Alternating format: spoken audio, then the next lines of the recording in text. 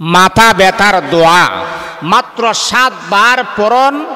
আল্লাহ পাকের অশেষ মেহেরবানিতে আপনার মাথা ব্যথা আমার আল্লাহ ভালো করে দিবেন, আপনি সুস্থ হয়ে যাবেন।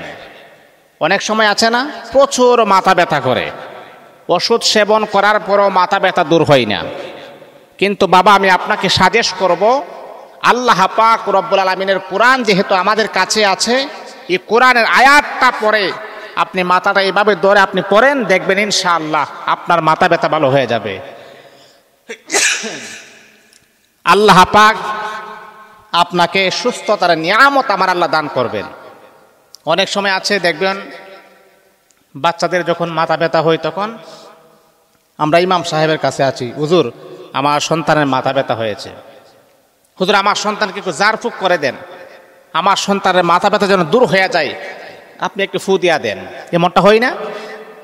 এই জন্য বাবা আমি আপনাকে বলবো, এই আয়াতটা আপনি নিজেই শিখে ফেলুন। শেখার পর যখন আমল করবেন ইনশাআল্লাহ আপনার মাথা ব্যথা দূর হয়ে যাবে। অথবা যদি আপনার নিজের মাথা ব্যথা শুরু হয়ে যায় তাহলে আপনার নিজের মাথাটা এইভাবে আপনি ধরবেন, এইভাবে ধরার পর আপনি 7 বার পড়বেন, লা ইউসাদ্দাউনা আনহা ওয়ালা ইউনজিফুন, পরে একটা ফু দিবেন, ফু দিবেন। আবারও আপনি পড়বেন, লা ইউসাদ্দাউনা আনহা ওয়ালা ইউনজিফুন। এইভাবে আপনি 7 বার পড়বেন। দুরূদ শরীফ ইস্তেগফার পড়ার পরে যখন আপনি ফু দিবেন ইনশাআল্লাহ কয়েক মিনিটের ভিতরে আপনি দেখবেন আপনার মাথা ব্যথা চলে গেছে, মাথার প্রচন্ড ব্যথা দূর হয়ে গেছে।